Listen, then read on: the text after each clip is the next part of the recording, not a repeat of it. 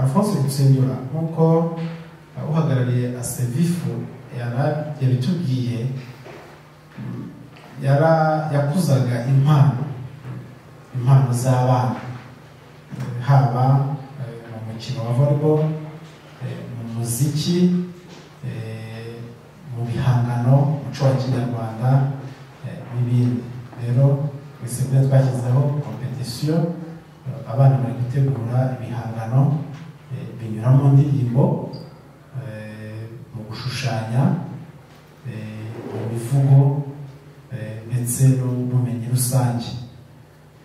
No muri siporo naho twatangiye kwitegura, dushyiraho competition ya interclass, abana bagakina mu mikino yose, haba muri volleyball, football, basketball, handball, iyo mikino yose abana naho ubungubu barimo bararushanwa kugira ngo dukomeze kwibuka no kumenya neza uyu Alphonse Rutsindura, twibuka twaba tugeze ku nshuro ya 20. Navuga ko ku mpande zose imyiteguro irarimbanije kuko turabura igihe gitoya. Icyo nasorezaho, kubera amakipe menshi dufite kandi iminsi ari 2, itariki ya 8 ndetse n'iya 9, amakipe yiyandikishije ari menshi. Twafashe icyiciro cy'amashuri abanza, abahungu n'abakobwa, ndetse n'amashuri yisumbuye muri troncome.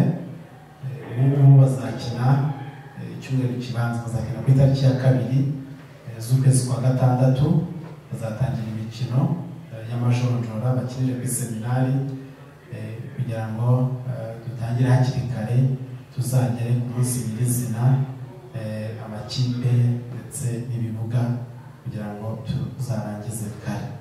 Ndumva rero imyiteguro aho ngaho igeze, niho n'abangarukije murakoze.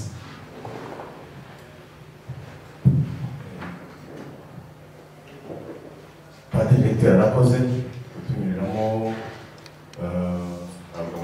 la jeunesse ya Rutsindura ndetse n'imyiteguro yayo uko imeze.